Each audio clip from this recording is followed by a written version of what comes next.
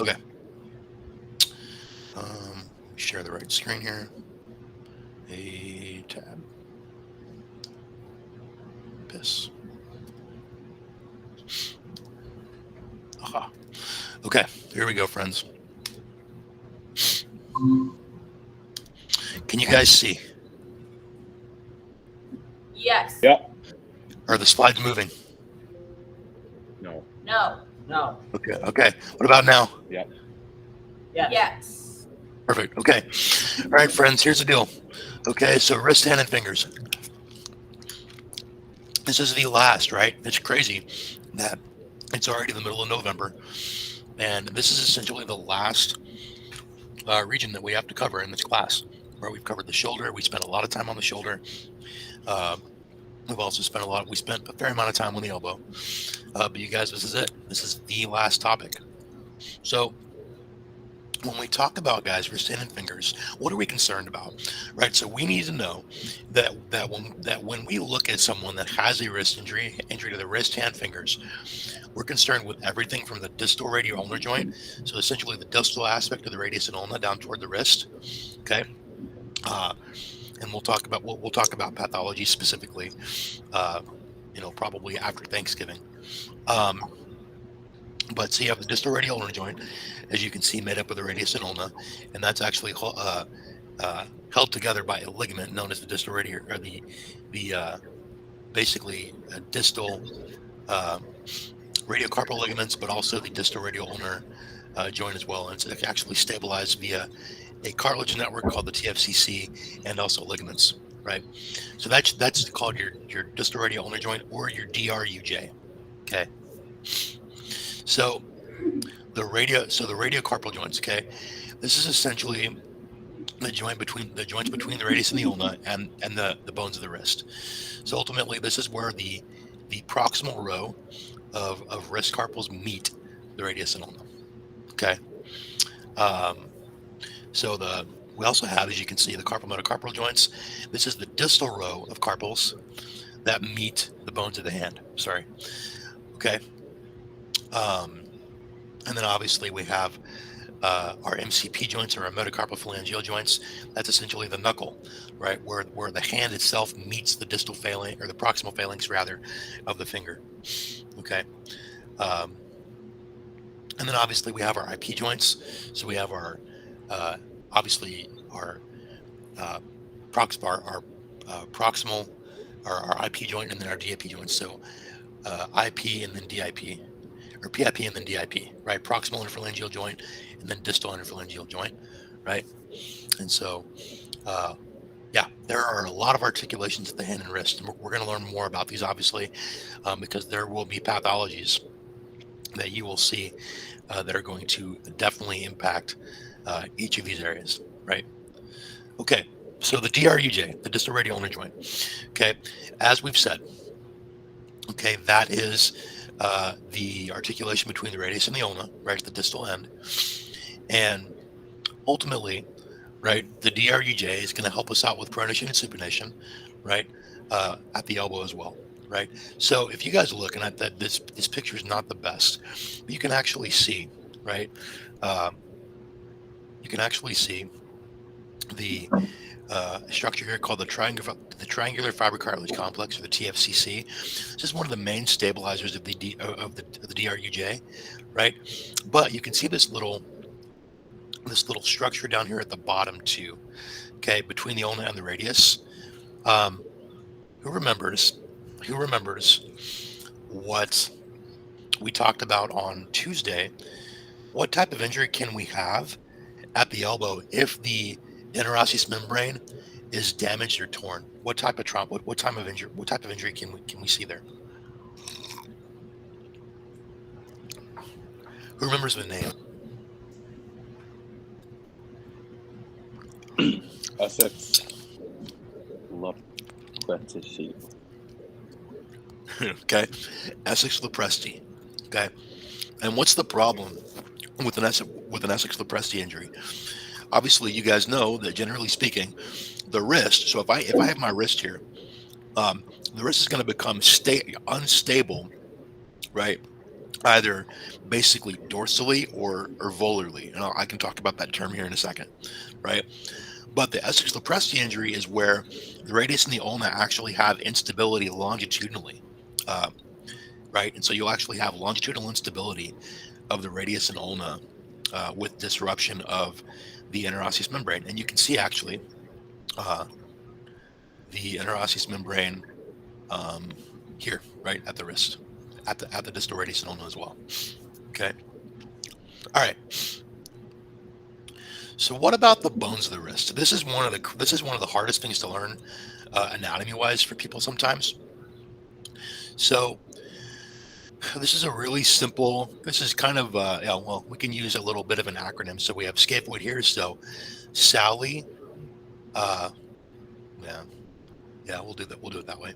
Sally left the party to take Kathy home, right? So we have the scaphoid right down here. We have the lunate next to it, the triquetrum, right? Up here at the top between the first metacarpal and the second metacarpal, we have the trapezium, right? And the trapezoid. The capitate lines right up with metacarpal 3, okay? Hamate lines up with 4, and then the pisiform and triquetrum line up with the 5th metacarpal, okay? So, you know, we will actually learn these when we get together and do some palpation on Monday. We're going to do some anatomy practice and obviously go through a lot of these. But you can also visualize in this picture, right? We have the first metacarpal here. So that's basically the metacarpal right below the thumb.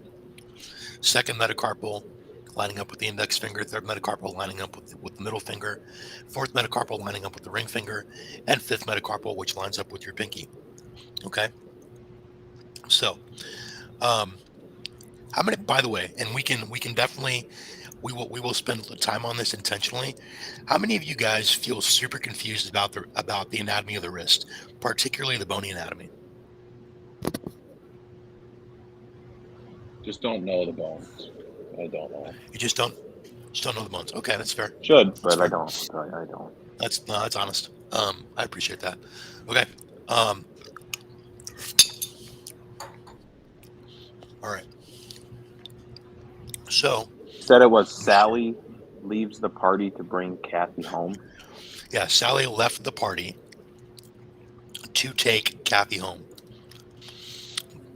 Okay, but I'm going to show you guys this next slide. Okay, and I think that this will actually help you guys remember these a little bit better. So in the wrist, guys, and this probably looks busy. So in the wrist, particularly if we're going to learn the anatomy, okay, we need to know that a lot of times we actually describe the bones via a term called intervals. Okay, so that is, we have 3 main intervals in the wrist. And what an interval is, okay, guys, an interval is essentially the space between the joints between 2 of the carpals, okay? So if we look, for example, at the red circle, if you guys can see the red circle, we have the SL interval or the scapholunate interval. Okay, we abbreviate that SL. That's the interval between the scaphoid here and the lunate here. Okay, so we have an interval. So it's the joint right between the two, SL interval. Okay. Okay, we can see here in the yellow circle, okay, we have the luno. So here's the lunate. Okay, and here's the triquetrum. We have the lunotriquetral or the LT interval here in the yellow circle. All right. And then obviously, right here at the green circle, we have the scaphoid and the joints between the trapezium and the trapezoid here. So this is called the STT interval. STT. So we have SL in the red circle, scaphoid lunate. We have LT in the yellow circle, lunate triquetrum, and we have STT in the green circle.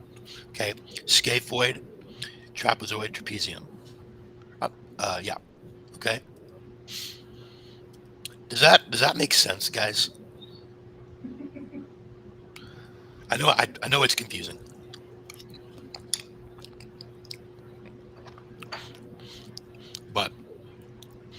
So the reason why it's important to know this, guys, is because you're going to see in the wrist, right, ligamentous pathologies and or arthritis that affect these intervals. Okay, so it's really important to kind of conceptualize these intervals and understand them for what they are, because we're going to learn about a pathology uh, called SL ligament disruption, right, which is going to lead to like essentially wide dispersion of the scaphoid and lunate interval away from each other, right? Um, and that'll be, yeah, well, it's kind of crazy, and we'll learn about that uh, probably week after Thanksgiving. Okay. Any questions about this, guys, as far as the intervals? Like, does it make sense that I'm describing those that way, or are you guys totally confused?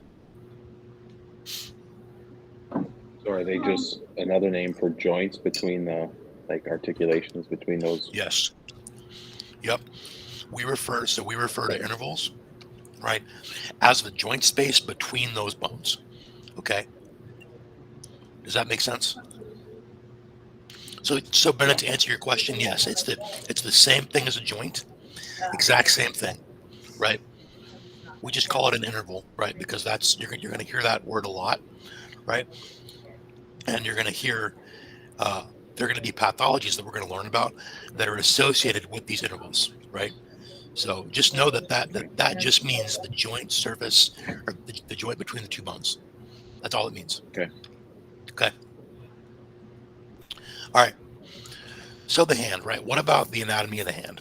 So the hand itself, right, as you guys can see, right, this is more of a functional description, but we have essentially three arches here. Okay. We have a longitudinal arch. Okay. We have a proximal transverse arch and a distal transverse arch to the hand. All right. So obviously our wrist, guys, is going to move in flexion extension just like this, right?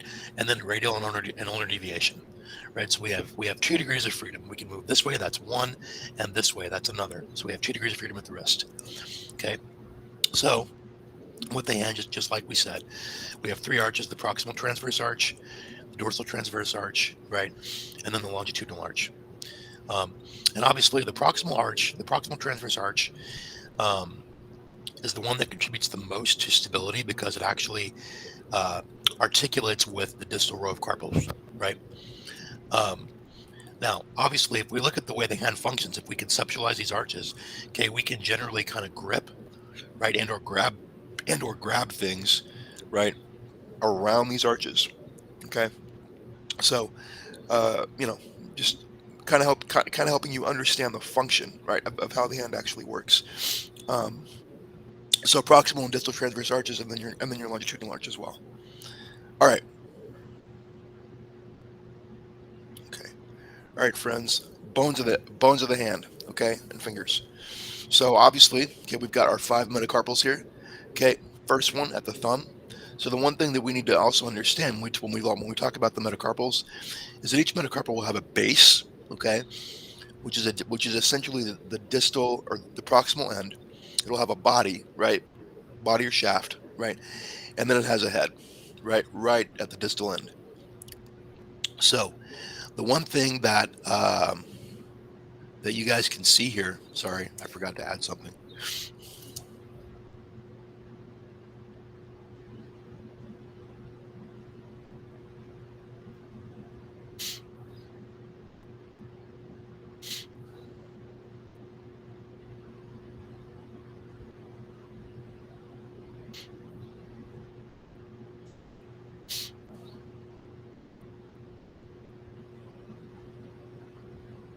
All right, here's the deal, guys. We've got obviously as well, okay, with these metacarpals, okay, we also have 14 phalanges, right, fingers, right. So we have the thumb here, obviously.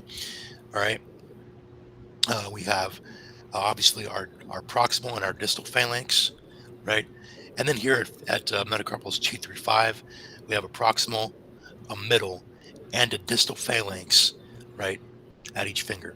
So a total of 14 phalanges here. Okay. Any questions about the hand anatomy, guys? I know that this is like extremely brief, but I feel like this is the best way to introduce it because it gets a little bit more complicated after this. But anybody have questions thus far? How many carpal bones are there? Are there 5 or 6 or 7? Yeah, so Seven there are a total. Ben, that's a great question. or 8? Or- Or 8. yeah, so we have scaphoid, lunate, okay, triquetrum, pisiform, capitate, hamate, trapezoid, and trapezium. So there's going to be 8, right?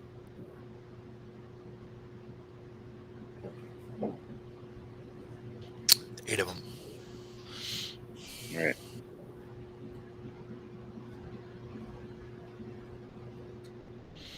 All right. What other questions do we have about this, guys?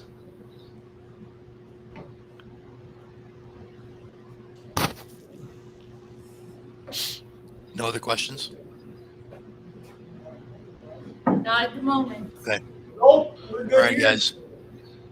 Sounds good. All right. Well, guys, that is it for today. I will see you guys I will see you Monday. We're going to go over anatomy on Monday. So a lot of palpation. So come to class ready to palpate. All right. If you guys have questions or need anything, let me know. Okay. Thank you. Thanks, Wade. You're welcome, Have a good guys. weekend. weekend. You too. See you Monday.